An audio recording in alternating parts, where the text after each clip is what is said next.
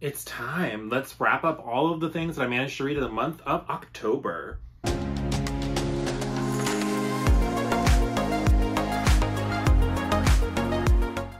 Hi guys, welcome back, bienvenue and all that jazz. It's time to talk about some books.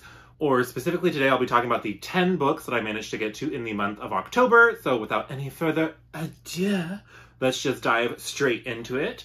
So with those 10 books, I read 3,596 pages, and I had a 3.91 star average rating, which is solid, almost 4 stars. So I really enjoyed the majority of the stuff that I read, and that rating was dragged down by one book in particular. Comprising that 4-star average rating, I had 1 1-star, 1 3.25 star, 1 3.5 star, 2 4 stars, 1 4.5, and 3 5-star reads. So love that for me. Like 3 of these books I friggin' loved. So before we dive into the book that I hated the most, I have I don't know if it's a DNF forever or if it's just a like not right now, but I started the Forgetting Moon by Brian Lee Durfee and I got about 40% in, and it's just one of those cases. I think it might be because I was doing it on audio, and it's just very epic fantasy. It's very like set up similar to a Game of Thrones where every chapter is a different character perspective, and so without reading those names and those places, it just like goes in one ear and out the other. So it's just hard for me. I can't remember which character is which. There's some assassin stuff going on, some prophecy stuff going on. There is a lot of on-page violence. There is all of that kind of stuff. But the part that really made me want to put it down is there was one chapter in particular where they just kept referring to this one girl as the fat girl or her plump cheeks, or it's just like, and it was like a torture scene with her being pushed to torture somebody else. And I was just like, okay, I don't need you to say 9 times the fat girl, the fat girl, the fat girl in like 5 minutes in an audiobook. It just like, for whatever reason, that was like the straw that broke the camel's back. So I was just like, I'm gonna stop this for now. So that is kind of put on pause on 40% completed. If I go back to it, I definitely think I should read the physical book instead, because just like things are not sticking in my brain. It's too complex, I think, for the type of audiobook listener I am, because when I'm listening to audiobooks, I'm in lab, I'm doing pipetting, and like I don't really have to pay attention to what my hands are doing in lab because I've been doing it for so long, but like I do have to pay a little bit of attention. So my attention is probably like 75% on what I'm listening to, 25% on what I'm doing, but I think I need more percent paying attention to what I'm listening to if I'm doing the Forgetting Moon. So that's unfortunate. I hoped to really love it, and it just has not hooked me yet. If you have read the Forgetting Moon and you really love the Forgetting Moon, am I close to things like really kicking off, or did you love it from the very start? I'd love to get your advice on whether or not you think I should continue. I'm talking to you, Madison, or whoever else loves the Forgetting Moon. If you watch this, let me know.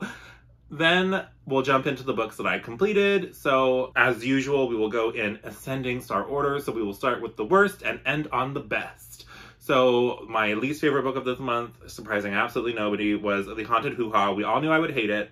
It is kind of pitched as bizarro fiction, and it is bizarre, but I have a hard time with a man writing something specifically about female reproductive organs with like layers of almost maybe racism, because the girl is Asian descent and the reason for everything is hinged around her being Asian. So I don't know, those undertones make me like, it's not just bizarre, it's a little bit like questionable.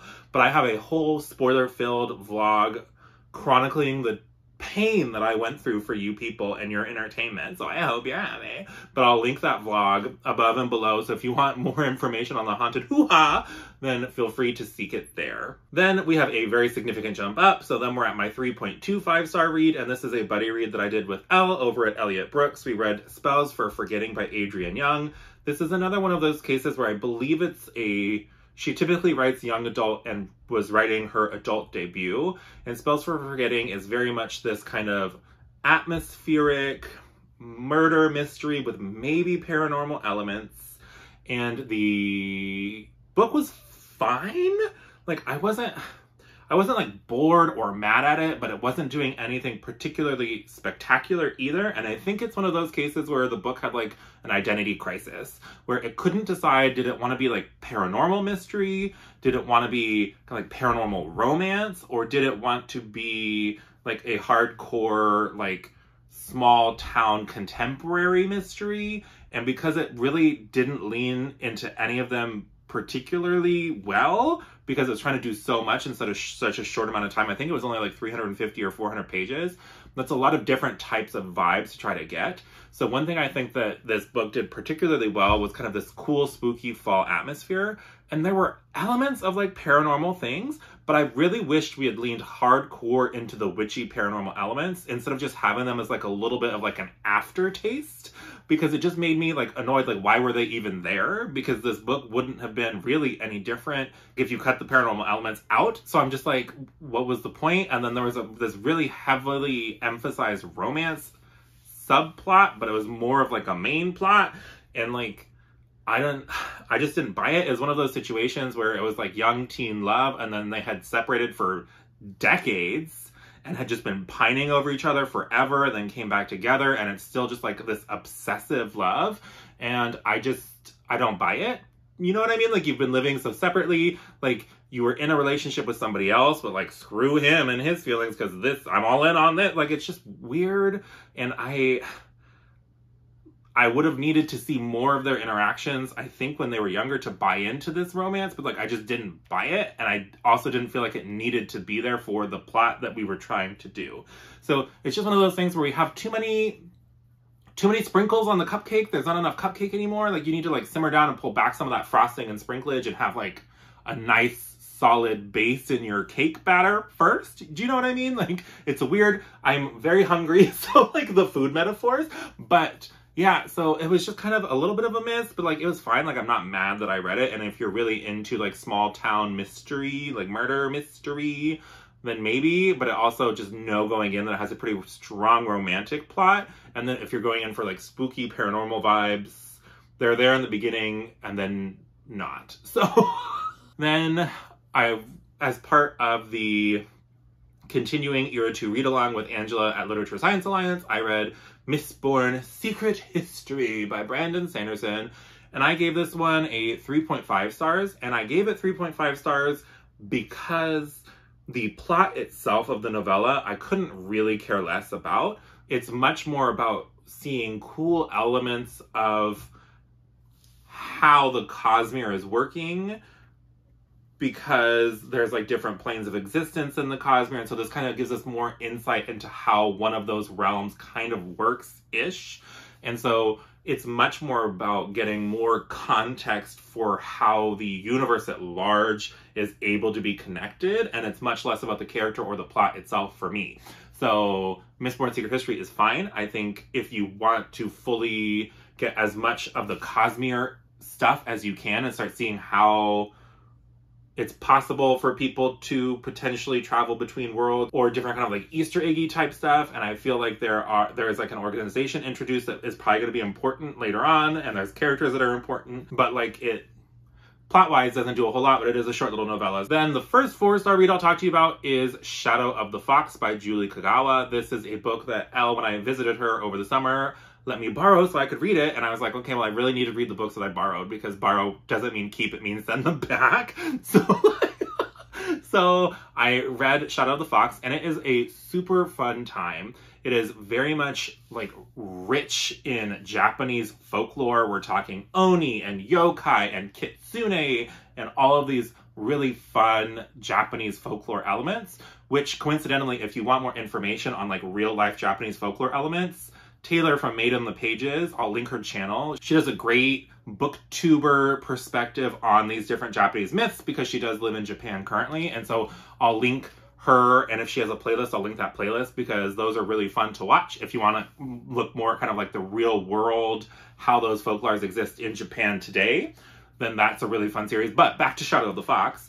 We are basically following this half kitsune girl, because she was raised in this temple which has a secret thing that they are protecting. And basically the overarching thing that we are trying to do is there is this dragon scroll that if all the pieces are brought back together, you can summon this mystical dragon, kind of like Dragon Ball Z, and it will basically grant you a wish. Hello, Shenron, how you doing? So it's like so people obviously want those scroll elements. And so she kind of goes on a quest to protect the piece of the scroll that she has. She meets this kind of like shady samurai / shinobi type guy, and they kind of go on an adventure. It feels very episodic. It feels like anime in book form. We get to have different battles with different Japanese folklore monsters and stuff, and there definitely seems to be like we're going on a quest for this dragon scroll. It's just a trilogy. It is complete, and I'm planning to continue it this month. And it feels almost like if you took the world and vibes of Inuyasha and took some of the elements of Dragon Ball Z and kind of like smushed them together. So if it was the Inuyasha crew going on a hunt for the Dragon Balls to make a wish, that kind of feels like what we're doing in Shadow of the Fox. And it's a lot of fun, and I would highly recommend it. Then my final 4-star, just like straight 4-star, is I read Empty Smiles by Katherine Arden. This is book 4 in the Small Spaces Quartet, which Katherine Arden is very famous for the Winter Night trilogy, which is like The Bear and the Nightingale, The Girl in the Tower, and The Winter of the Witch. And that is a fantastic trilogy, very adult fairy tale vibes. This is Katherine Arden's middle grade spooky fantasy series. It feels very much like a Goosebumps, but it has a cohesive plot, and it's the same characters, same issue that we're facing in all 4 books. In book 1, Small Spaces, we have our main character. I want to say her name is like Ollie. God, I'm the worst with names. Yeah, Ollie. And so Ollie and friends are on like a school trip to a farm, and they somehow slip behind the mist and have this confrontation with the Smiling Man, who basically is this weird, we don't totally know what's going on. It's very spooky, creepy vibes. He sends like animated scarecrows, and so we just have multiple run-ins in each book with the Smiling Man. And so this is conclusion to that quartet. We get some nice resolution. It's a lot of fun, creepy. This one's clowns, like horrifying clowns. So if you like spooky, but you don't want like straight up horror, I would say that this is a great, like fun, spooky, short, quick, middle grade time that you could check out. Then I finally got to it. So my friends Angela and Elle, which I've been mentioning left and right, both read and loved Nettle and Bone by Kingfisher. And so I picked up a copy when I went to go visit Elle and Tishana, and it's just been sitting here in my library waiting for me to check it out, and I finally did. And it is a very fun time. It starts off kind of slow. It has this kind of underlying thing of women who are forced to go and marry for the good of their family, especially royal women, and what happens when one of them doesn't want to do that, and she ends up going on this adventure trying to save her sister from a horrible marriage. And so it is so much fun. There's a animated bone dog. There is a chicken with a demon inside of it. It's just, if you ever watched the old Black Cauldron movie from Disney, it gives very much those vibes. It's like just fun fairy tale, but with like more leaning towards the grim fairy tales where they're like a little bit darker. So I would highly recommend you check out Nettle and Bone if any of that appeals to you. Then we finished up reading all of the currently available Mistborn Era 2 novels for that read-along that I mentioned earlier. So we finished the Bands of Mourning, which is book 3 in Era 2 Mistborn, or I guess book 6 overall in Mistborn, I think. I'm getting a PhD in science, not math, so shh. But this book is a lot of fun. This book, I think, is maybe my favorite in the Era 2 so far, but I think that's because I start to see the bigger plot, and I am a largely plot-driven reader. And so we get the good character moments, we get our fun crew doing an adventure. It starts having like almost an Indiana Jones flavor to this particular novel, and so that's a lot of fun. And then we start seeing more of Scadrial than we had ever seen previously in any of the Mistborn books. So we're seeing more of this world that we spent so much time in. And so there's questions that are being raised. There are more questions than answers at this point. And so I'm really excited to see what happens in The Lost Metal. But if you want more details on thoughts, spoiler-filled thoughts for the Bands of Mourning, I will link the live show that we did for this book and you can check that out there. Oh, and that was the first of my 3 5-star reads. So now we'll go on to the second 5-star read, which, surprising nobody, was a reread. And so I decided to reread Empire of the Vampire by Kristoff. It gives all those vampire vibes that I wanted for the spooky season. So this book in particular, I have a hard time just blanket recommending because I feel like the tone is so specific that it takes a very specific type of person that will love this book. So what I mean by that is, yes, it has the gory vampire stuff. It has some of those like gory, schmexy vampire things that you would kind of expect from adult vampire stories that have any inkling of romance in them. But the tone of the writing is like very firmly early 2000s hot topic hipster that just wanted to go listen to like Slipknot and drink in the church parking lot. Like that's kind of like the vibe of the way that it's written. And he is very bombastic in the action. It feels kind of like the Blade movies, but he also has this like really kind of overdone insulty swearing stuff, which I find highly entertaining because my husband and I do stuff like that all the time. I'll call him a slut. He'll call me a whore. It's all in love.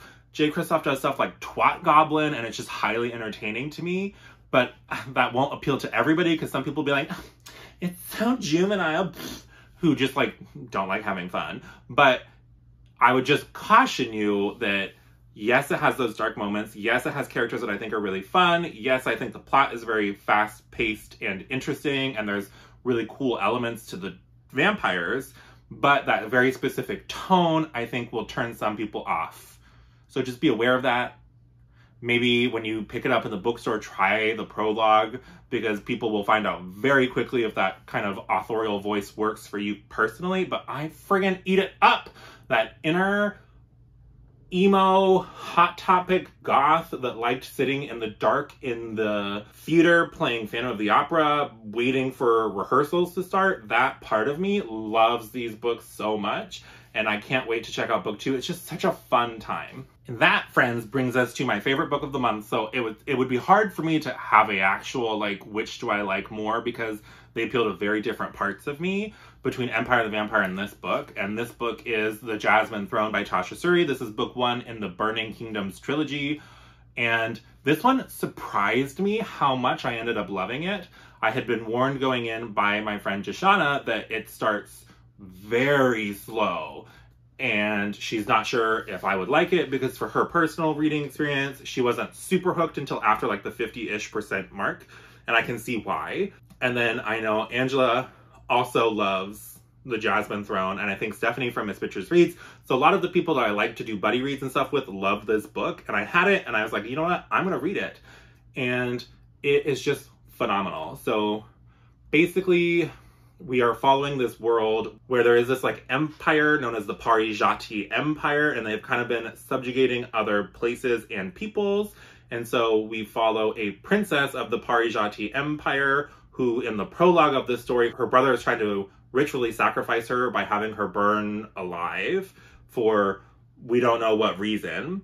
And that is the Princess Melini. And then we follow another character, Priya, who seems to have ties to this ancient magic in one of these places that has been subjugated by the Parijati Empire. And in this place that was subjugated by the Empire, there is this cool temple where something horrific happened to the people who used to worship in this temple. We don't totally know what. We don't totally know all of the information. But basically, Melini is sent to be a prisoner in this temple because she did not ritually sacrifice herself.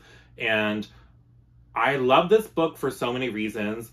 One, cool nature-based magic. There are some body horror elements to the magic system, but it's mainly in the first couple chapters that it's like described in a very like kind of body horror way. After that, it's not really. So if you're sensitive to that stuff, just be aware going in, but it's only really in one specific description. So you've been warned. But it's cool nature-based magic. It's really fascinating characters that are actual adults and like think through things and deal with their trauma and have interesting perspectives on the world and aren't just like reactive based on emotion. And I loved that. And there's maybe like a slow burn sapphic romance element to it, but I mean like slow burn. And so I think what I loved about this book is, one, the writing style is beautiful without being like overly flowery. you can definitely tell that there's like care crafting the sentences, and it's like nice. It reads very nicely, but it's not like, okay, we get it. Stop describing every leaf. It's not on that level, and it's not super metaphorical all the time. It's just lush descriptions, and the characters are fantastic.